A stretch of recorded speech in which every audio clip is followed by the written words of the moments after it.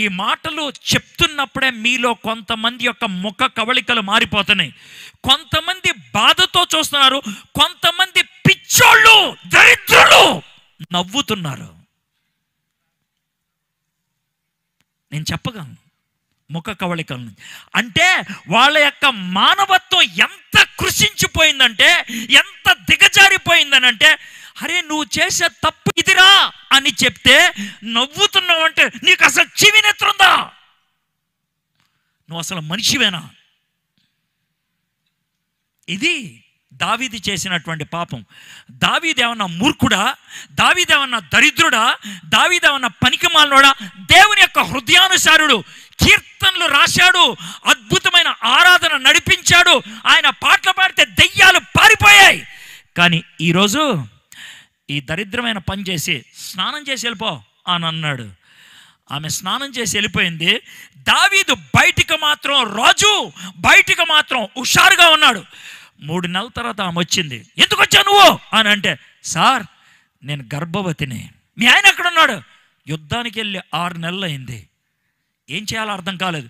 గబగబా భర్తను పిలిపించాడు. ఎల్రా నీ భార్యతో పడుకో అంటే, సార్ నా ప్రజలు, నా దేశం యుద్ధం చేస్తుంటే నేను వెళ్ళి పడుకోవాలా నా భార్యతో? నేను పడుకోను అని అంటే, దావీదు వాడిని పక్కన కూర్చోపెట్టి పెగ్గు తర్వాత పెగ్గు, పెగ్గు తర్వాత పెగ్గు ద్రాక్షారసం తాగిచ్చి బాగా మత్తులో ఉన్నప్పుడు పోరా నీ భార్యతో పడుకంటే, మత్తులో ఉన్నటువంటి అతను చెప్పిన మాట ఏంటి తెలుసా?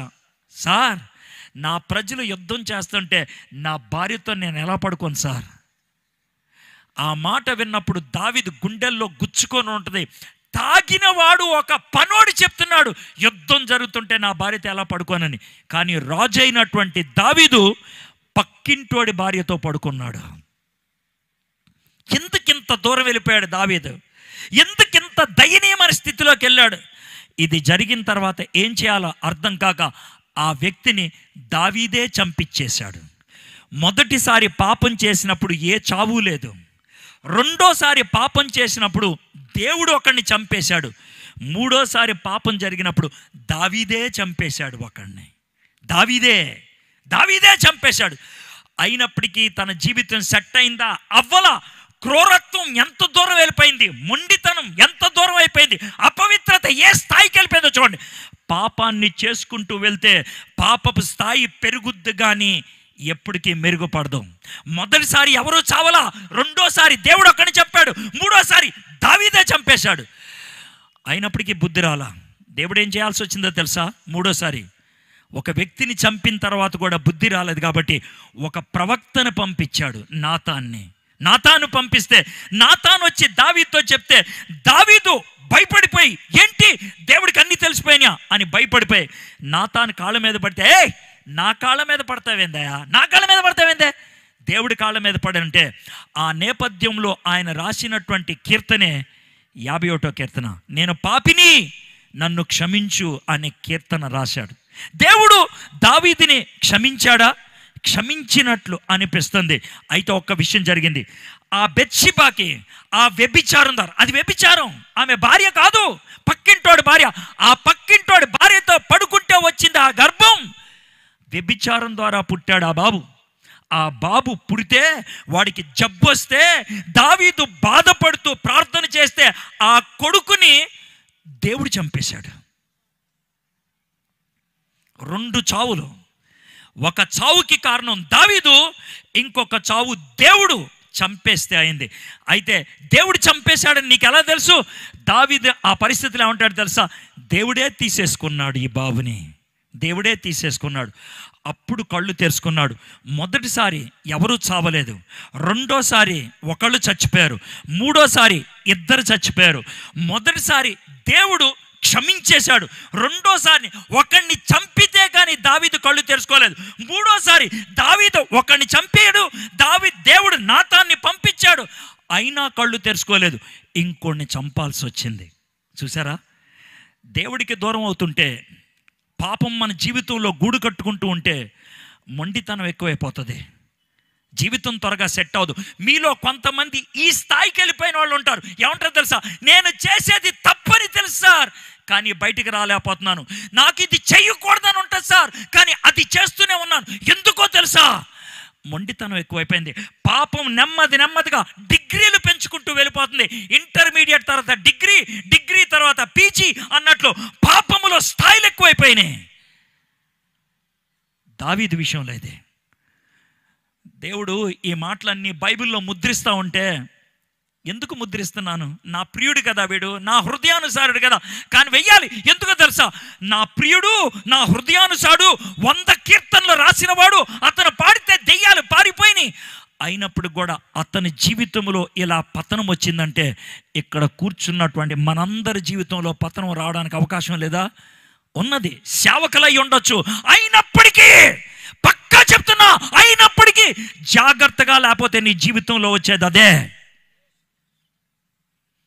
నువ్వు సేవకుడు అయి ఉండొచ్చు, బిషప్ అయి ఉండొచ్చు, నీ కింద 100 సంఘాలు ఉండొచ్చు, నువ్వు 1,00,000 మందికి సువార్త చెప్పుండొచ్చు, 1000 మందికి బాప్తిసం ఉండొచ్చు, బట్ స్టిల్ నీకు ఉండాల్సిన జాగ్రత్త లేకపోతే నీ పరిస్థితి అదే. ఇక చివరిది మనం చూద్దాం. సమూయేలు 2వ గ్రంథం 24వ అధ్యాయం. సమూయేలు 2వ గ్రంథం 24వ అధ్యాయం. ఇప్పుడు దాకా 3 సంఘటనలు చూసాం. మొదటిది, దేవునితో సంబంధం తెగిపోయింది. ఆ మొదటి దాంట్లోనే దేవునితో ఎప్పుడైతే సంబంధం తెగిపోయిందో చట్టాన్ని చేతుల్లోకి తీసుకున్నాడు. ఓపిక నశించింది, పాపం చేశాడు, కోల్పోయాడు, కానీ సమస్తాన్ని దేవుడిచ్చేశాడు. ఇది మొదటిది. రెండోది, మంచి పని చేద్దాం అనుకున్నాడు, కుయుక్తితో చేద్దాం అనుకున్నాడు, చెడ్డ ఉద్దేశంతో చేద్దాం అనుకున్నాడు, చెడ్డ పద్ధతితో చేద్దాం అనుకున్నాడు. ఒక వ్యక్తి చచ్చిపోతే కానీ కళ్ళు తెరుచుకోలేదు, దేవుడు క్షమించాడు. ఇది రెండోది. మూడోది, ఆయన చెయ్యాల్సిన పని చేయలేదు, చెయ్యకూడని పని చేస్తూ మొదలుపెట్టాడు. బైబిల్ చదవరా, చదవు. ప్రార్థన చేయరా, చెయ్యవు. భక్తి ఉండరా, ఉండదు. భక్తి లేకపోతే, బైబిల్ లేకపోతే, ప్రార్థన లేకపోతే, చెయ్యాల్సింది చెయ్యకపోతే, ఉండాల్సింది ఉండకపోతే, ఉండకూడదు వచ్చి కూర్చుంటుంది లోనా. దావీదు జీవితంలో అదే జరిగింది. వ్యభిచారం చేశాడు, దాన్ని తప్పించుకోవడానికి హత్య చేశాడు, దాన్ని తప్పించుకోవడానికి ఆ అమ్మాయిని పెళ్లి చేసుకొని మసిపూసి మారాడిగా చేద్దాం అనుకున్నాడు. దేవుడు బుద్ధి చెప్పాల్సి వచ్చింది. తాను ఎంతో ఇష్టపడి తెచ్చుకొని వ్యభిచారం ద్వారా ఒక కొడుకుని కంటే ఆ కొడుకుని చంపేశాడు దేవుడు. అప్పుడు కళ్ళు తెరుచుకున్నాడు దావీదు. అంటే దేవుడు క్రూరుడా? కాదు. చచ్చిపోయిన ఆ బాబు దేవుడి దగ్గరికి వెళ్ళాడు. దేవుడు ఇంకా దావీదుని క్షమించలేదా? చేశాడు. నీకు ఎలా తెలుసు సార్? ఏ బెత్షెబానైతే వ్యభిచారం ద్వారా భార్యను చేసుకున్నాడో అదే బెత్షెబాను దేవుడు అంగీకరిస్తే ఆ బెత్షెబాకు పుట్టిన కొడుకు సొలొమోను రాజు అయ్యాడు. ఇది మూడోది. ఇప్పుడు 4వ దానికి వద్దాం. సమూయేలు 2వ గ్రంథం 24వ అధ్యాయం. విషయం ఏంటో చెప్తాను. దావీదు చాలా పెద్దోడైపోయాడు, బహుశా 60 ఏళ్ళు దాటి ఉండొచ్చు. సింహాసనం మీద కూర్చొని ఆలోచిస్తూ ఉండొచ్చు. సైనిక అధికారి వచ్చాడు. వస్తే, బాబు ఎలా ఉన్నాయి విషయాలు? సార్, దేవుని యొక్క దయ వలన అన్నీ చక్కగా ఉన్నాయండి. సార్, ఇప్పుడు అవన్నీ ఎందుకు సార్? ఏం లేదురా, మన సైనిక బలం ఏంటో మనకి తెలిస్తే, మనకున్న సత్తా ఏంటో మనకి తెలిస్తే ధైర్యంగా ఉంటుందా? ధైర్యంగా ఉంటుంది. మనకున్న సైనిక బలం ఏంటో ప్రపంచానికి చెప్పితే ప్రపంచం వణుకుద్దా అని అంటే, ఆ సైనిక అధికారి దావీదుతో అంటాడు, రాజుగారు ఏంట్రా ఆ తప్పు మాత్రం చేతి? ఏంట్రా నువ్వు చెప్పేది? సార్, ఎందుకు సార్? మనం ఇప్పుడు దాకా యుద్ధాలు గెలిచింది మన బలగంతో కాదు సార్. ఇప్పుడు దాకా యుద్ధాలు గెలిచింది మనకున్న సామర్థ్యంతో కాదు కదా, దేవుడు కదా. మనకి ఎప్పుడు ఎందుకు సార్ ఇవేనంటే, రాయ్ ఎల్లో లెక్కై అని అన్నాడు. రాజుగారు చెప్పారు కదా, ఇంకేం చేస్తాడు? లెక్కేసుకొని వచ్చాడు.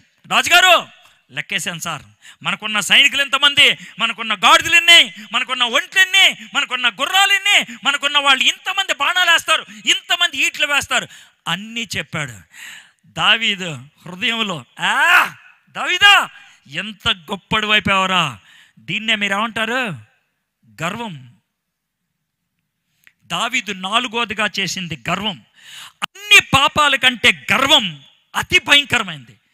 ఎందుకు సార్ అని అంటే, వ్యభిచారమైన ఉద్రేకంలో చేస్తాం, హత్య అయిన కోపంలో చేస్తాం, కానీ గర్వం క్షణికమైంది కాదు, ఆలోచించి ఆలోచించి లోన కూర్చునేది. చాలా భయంకరమైంది. రెండోది, గర్వం ఎందుకు భయంకరమైంది తెలుసా? పరలోకములో ఉన్నటువంటి లూసిఫర్ని కిందకు తోసేసింది. ఏంటది? గర్వం. ఆ గర్వాన్ని ప్రదర్శిస్తే లూసిఫర్కి సొంత తమ్ముడివి చెల్లివి అవుతావు నువ్వు. గర్వం చాలా భయంకరమైంది. చాలామంది సేవకులను చూశాను, గర్వాన్ని ప్రదర్శించేవాళ్ళు. వాళ్ళు చాలా భయంకరంగా అనిపిస్తారు. బైబిల్లో ఉన్నటువంటి సేవకులు వాళ్ళు హడావిడి చేసేవాళ్ళు కాదు, తగ్గించుకొని ఉండాల్సినటువంటి వాళ్ళు. చాలా మందిలో ఇది కనబడుతుంది. గర్వం. గర్వం. దావీదుకి ఆ గర్వం వస్తే దేవుడు ఒక ప్రవక్తను పంపించాడు. ఒక ప్రవక్తని. ఆ ప్రవక్త వచ్చి, రాజుగారు ఏంటి ఆ చెప్పు అంటే, ఏమి లేదు సార్, దేవుడు పంపించాడు. పంపించాడా? ఎందుకు పంపాడు? నాకున్న సైన్యం అలాంటిది, నాకున్న బలం అలాంటిది చెప్పానంటే, దేవుడు మీకు 3 ఆఫర్లు ఇమ్మన్నాడు సార్. 3 ఆఫర్లు ఇమ్మన్నాడా? చెప్పేంటి ఆఫర్లు? ఆఫర్ నెంబర్ 1, 3 సంవత్సరాలు పిచ్చి కుక్కలాగా రోడ్డు మీద తిరగాలి. ఏంట్రా నువ్వు అంటుందే? సార్ దేవుడిచ్చిన ఆఫర్ సార్, 3 సంవత్సరాలు పిచ్చి కుక్కలాగా రోడ్డు మీద తిరగాలి. రెండో ఆఫరు, 3 నెలలు నిన్ను పిచ్చి కుక్కను బాదినట్టు పోతారు. ఇది రెండోది. ఏంట్రా ఈ ఆఫర్లు? ఏంటి సార్? దేవుడు ఏమన్నాడు సార్, 3 సంవత్సరాలు పిచ్చి కుక్కలాగా తిరుగుతావా? 3 నెలలు శత్రు రాజుల చేత పిచ్చి కుక్క కొట్టించుకున్నట్లు కొట్టించుకుంటావా? ఇక 3 ఆఫర్ అంటే 3 రోజులు దేవుడే నిన్ను ఎరగబాస్తాడంట. ఈ 3 ఏది కావాలి? ఏది కావాలి? కానీ మీకు విషయం పంటవా, ఆ టైంలో దావీదు బుర్ర ఉపయోగించాడు. చాలా అద్భుతంగా బుర్ర ఉపయోగించాడు. ఏమన్నా తెలుసా? పిచ్చోళ్ళలాగా 3 సంవత్సరాలు ఎందుకు తిరగాలి? పిచ్చి కుక్కలాగా 3 నెలలు ఎందుకు కొట్టించుకోవాలి? ఎవరితోనో? 3 రోజులు దేవుడితోనే కొట్టించుకుంటాను. చావైనా రేవైనా నీ దగ్గరే. నేను అడగలను, ఏది చేసినా నువ్వే చెయ్యి దేవా, నీ దగ్గరికే అన్నాడు. దేవుడికి నచ్చింది ఉంటుంది అది. దేవుడికి నచ్చి ఉండదు. మీకు విషయం తెలుసా? దేవుడు జాగ్రత్తమేనండి, ఈ మాట మీకు చెప్తాను. మీలో చాలామందికి ఇది అని అంటారు. మీరు మీ జీవితాల్లో జరిగి ఉండొచ్చు. దేవుడు చాలా సందర్భాల్లో విశ్వాసులు పాపం చేస్తే, చాలా సందర్భాల్లో విశ్వాసులు పాపం చేస్తే ఆ పాపాన్ని బయటపడనివ్వకుండా చేసేది దేవుడే. అదేంటి సార్, ఎందుకు చేయనివాడు? ఎందుకు బయటపడినవాడు? బయట పడితే నీ పరువు పోద్దని, బయట పడితే బయట వాళ్ళు ఎరగబాతారని. మరి ఏం చేస్తాడు సార్? బయట పడకుండా కాపాడి ఆయన నిన్ను ఎరగబాతాడు. ఇది దేవుడు చేసే పని.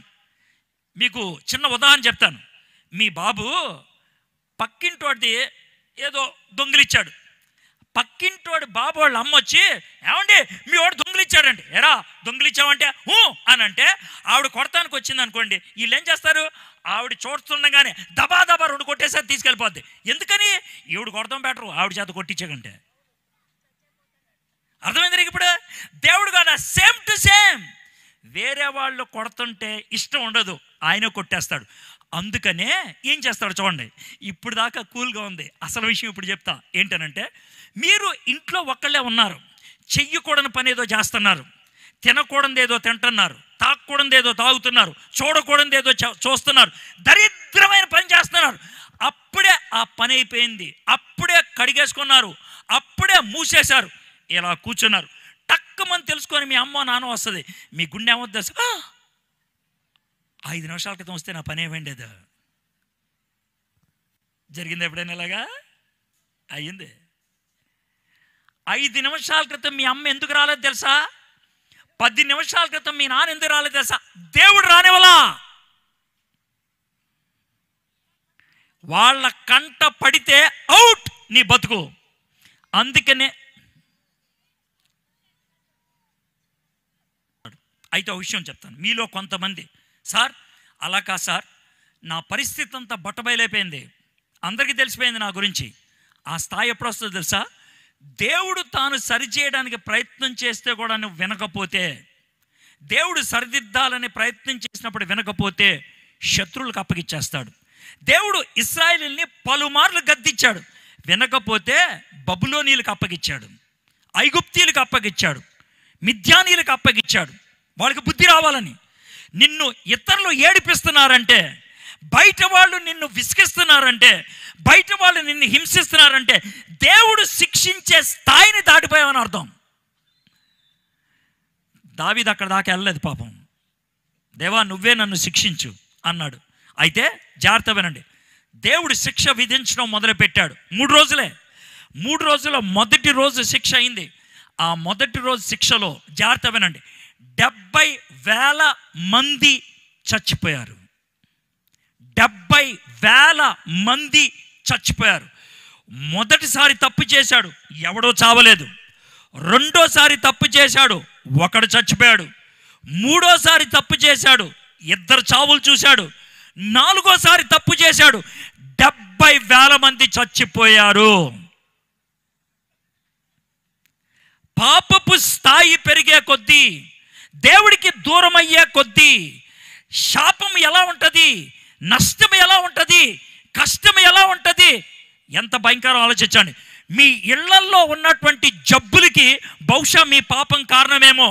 మీ ఇళ్లల్లో ఉన్న చావులకి బహుశా మీ పాపం కారణమేమో. మీ పాపమే అని అనట్లేదు, అయ్యుండొచ్చు. మీరు పరీక్షించుకోండి. దేవుని సన్నిధిలో సెట్ రైట్ అవ్వలేదేమో. చావు వచ్చిన తర్వాత కూడా, సమస్యలు వచ్చిన తర్వాత కూడా దేవుని వైపు తిరగలేదేమో. You need to check it out. దావీదు ఆ విధంగా 70,000 మంది చచ్చిపోయిన తర్వాత ఏమన్నాడు చూద్దాం. సమూయేలు 2వ గ్రంథం 24వ అధ్యాయం 17వ వచనం. దావీదు జనులను నాశనము చేసిన దూతను కనుగొని, దేవుడు దూతను పంపించాడు మనుషులను చంపడానికి. దూతను కనుగొని యెహోవాను ఇలాగూ ప్రార్థించెను, చిత్తగించుము, పాపము చేసిన వాడును నేనే, దుర్మార్గంగా ప్రవర్తించిన వాడును నేనే. గొర్రెల వంటి వీరేమి చేసిరి, నన్నును నా తండ్రి ఇంటి వారిని శిక్షించుము. ఆ దినమున గాదు దావీదు నొద్దకు వచ్చి, నీవు పోయి ఎబీసీయుడైన అరౌనా యొక్క కళ్ళెములో యెహోవా నామమున ఒక బలిపీఠము కట్టించమని అతనితో చెప్పగా, దేవుడు ఓకే ఆంఫట్ అంటే శాపం ఆగిపోలా, దేవుడు ఆంఫట్ అంటే చావులు ఆగిపోలా. దావీదుని ఏం చేయమన్నాడు? బలిపీఠం కట్టమన్నాడు. బలిపీఠం మీద ఏం చేయాలి? బలులు అర్పించాలి. బలి అర్పించకుండా మనం చేసిన పాపానికి ప్రాయశ్చిత్తం ఉంటుందా? పర్యవసానం లేకుండా మనం పవిత్రులం అయిపోతామా? అవం. దావీదుతో అన్నాడు, నువ్వు బలిపీఠం కట్టించని. అదే దేవుడు నీతో నాతో మాట్లాడితే బలిపీఠం కట్టమని అడగడు, బలిపీఠం దగ్గరికి రా అంటాడు.